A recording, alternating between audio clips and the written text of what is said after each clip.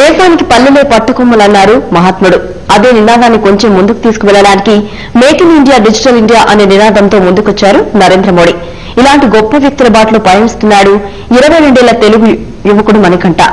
Shop tap అనే నూతన ఐడియాతో 50,000కు పైగా ప్రొడక్ట్స్ ను గ్రామంలో ఒక చిన్న కొట్టులో కొనుక్కునే మార్గాన్ని కనుక్కుని భారతదేశ కీర్తిని ప్రపంచం ముందుకు తీసుకువెళ్తున్నాడు.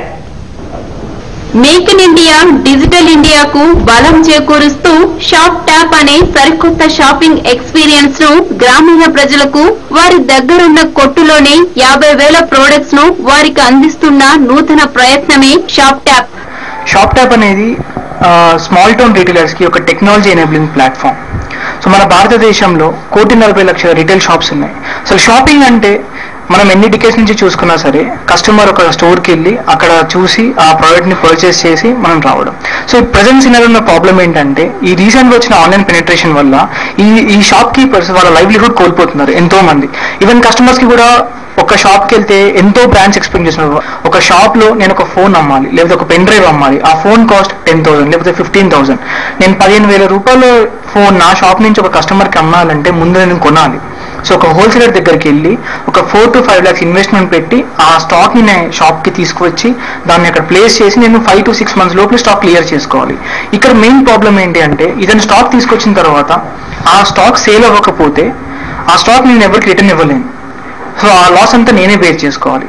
సో షాప్ ట్యాప్ ఇచ్చే అడ్వాంటేజ్ ఏంటంటే ఎనీ ఇన్వెస్ట్మెంట్ ఈ ఫోన్లో కానీ పెన్ మీరు ఏదైనా అమ్ముకోండి, అసలు అప్ ఫ్రంట్ ఇన్వెస్ట్మెంట్ లేకుండా more than 50,000 ప్రొడక్ట్స్ మీరు అమ్మవచ్చు మీ స్టోర్ నుంచి. సో మేము షాప్ ట్యాప్ కియాస్క్ అని ఒక స్క్రీన్ మేము ప్రొవైడ్ చేస్తాం, డిజిటల్ స్క్రీన్. దీనిలో ఉన్న ఫిజికల్ ఇన్వెంటరీ మొత్తాన్ని ఒక డిజిటల్ ఇన్వెంటరీ కింద కన్వర్ట్ చేస్తే వచ్చే కస్టమర్స్ ప్రోడక్ట్ ని నిజంగా ఒక్క వెరైటీ అని కాకుండా మీ స్టోర్లో 14 కేటగిరీస్లో చాలా వెరైటీస్ more than 50,000 వెరైటీస్ మీరు చూపించి దాన్ని అమ్మొచ్చు. సో కస్టమర్ కూడా మనీ మొత్తం ముందే పే చేయకుండా మేము డెలివరీ ఇచ్చిన తర్వాత ఆ మనీ మాకు పే చేయొచ్చు. సో మీరు ముందు 15,000 ఇన్వెస్ట్మెంట్ మీరు పెట్టి మీరు కస్టమర్కి అమ్మేదానికంటే వితౌట్ ఎనీ ఇన్వెస్ట్మెంట్ అదే ప్రోడక్ట్ మేము కస్టమర్కి ఇచ్చి ఆ 15,000 రూపాయలలో మీకు కమిషన్ స్టోర్ కీపర్స్కి మేము కమిషన్ ఇస్తాం. So this is a benefit for shop tap for retailers. So this is obviously a part of Make in India and Digital India. So our PM's dream to convert the India into Digital India. Absolutely, this is Digital India. ఎందుకంటే since past decades ఈ retail trading లో ఎలాంటి change లేదు. So ఇక్కడ మేము ఏం చేసామంటే ఈ డిజిటల్ ఇన్వెంటరీ అనేది it's revolutionary product in retail segment.